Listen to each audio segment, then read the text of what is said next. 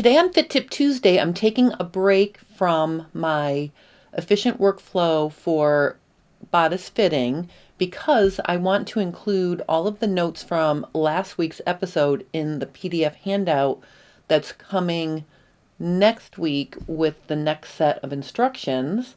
And I want to make sure that it's really complete and it has all of the links for all of the video tutorials that can help you along the way.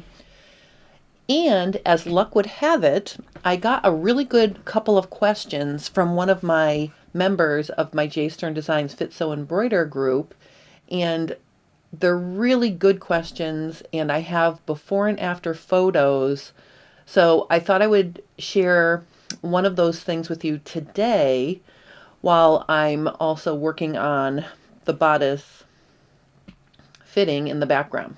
So I've talked about waist darts and how waist darts are drafted when you're making a pants pattern. And I've also talked about waist darts and what their function is in pants fitting. So what I want to do first is I'm going to review how a dart is created.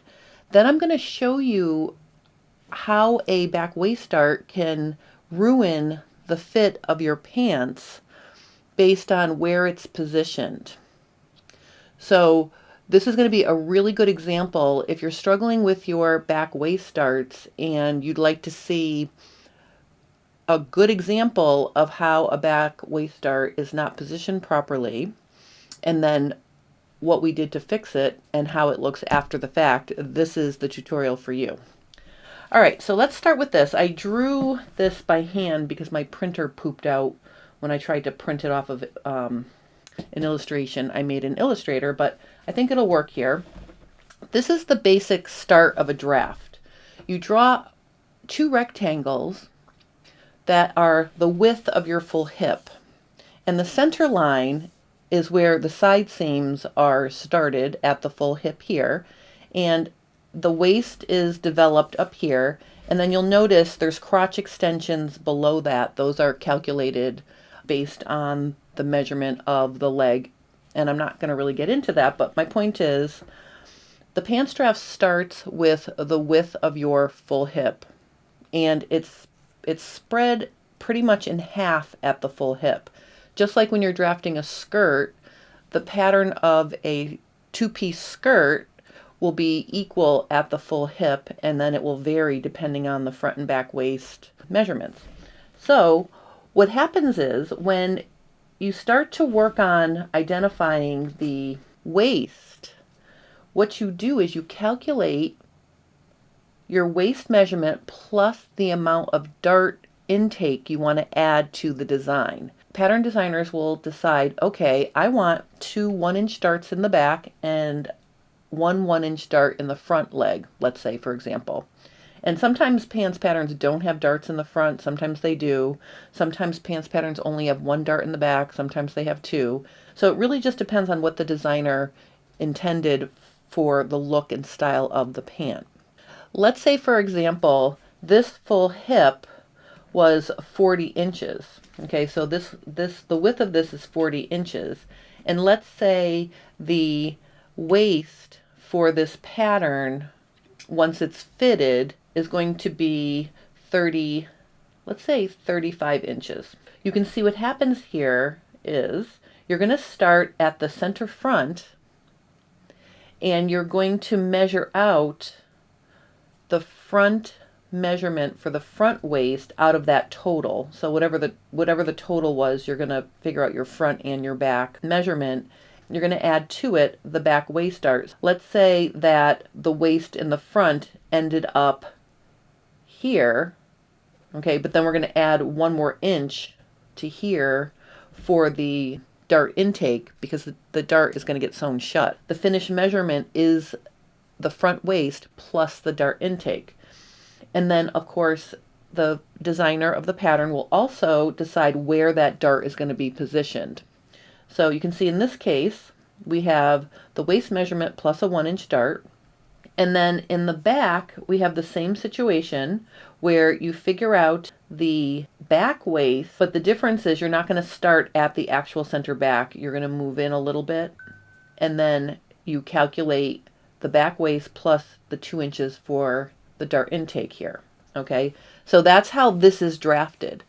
And the cool thing about this is, and the reason why I wanted to show you this is, these darts were created by simply making the waistline longer in the draft. The reason why that's important to know, in order to move these darts, it's a very simple situation. All you need to do to move a dart, erase where it is, and then just redraw it somewhere else along the waistline. So if you're fitting your pants and you put them on and it's looking funky back there, you want to consider if the back waist dart is contributing to the way the fabric is draping on your leg. So what I want you to do, and I want to give you a specific example, take a look at this picture here. Okay, you can see from the side view that the waist dart in the back is too big and it's too close to the side seam because it's poking out at the end and it's not contouring to the shape of her body. So let's look at the back view so you can see how it looks in the back. If you look carefully at this back view, you can see that at the base or the tip of the dart, the extra fabric is kind of just hanging out there. It's not really creating a shape that is flattering.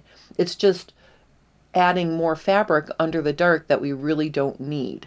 So a back waist dart not only fits the waistline to your waist, it also directs the fabric that you drew into the pattern by creating those darts along the waistline to then direct the fabric down your leg.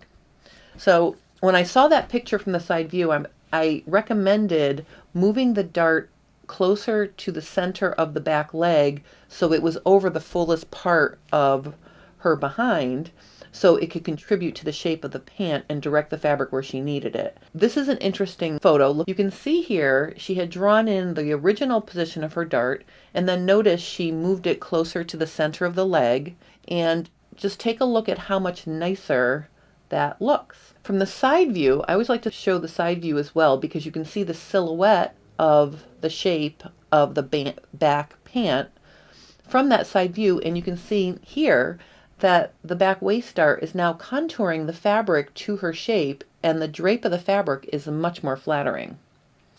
So I just thought this was a really cool example because I've gotten a lot of requests for my Fit Tip Tuesday videos where people want to see the photos. They want to see the before, they want to see the after. So I really couldn't resist sharing this with you now because it was a perfect opportunity for me to share something about back waist darts and then also have photo before and after to go with it. So I really want to thank my member in my J Stern Designs Fit Sew Embroider group for allowing me to use her photos. I hope you enjoyed this fun little example about how a back waist dart can make or break your back view. If you have any questions or comments about working with waist darts, please post those and I will help you. Next week, I will be back with another episode of Efficient Workflow for Bodice Fitting. Join me for that, and I will have a new PDF companion to go along with it. So I want to make sure that it's perfect and it has a lot of really good information in it for you. Thank you guys so much for watching and have a wonderful rest of your day.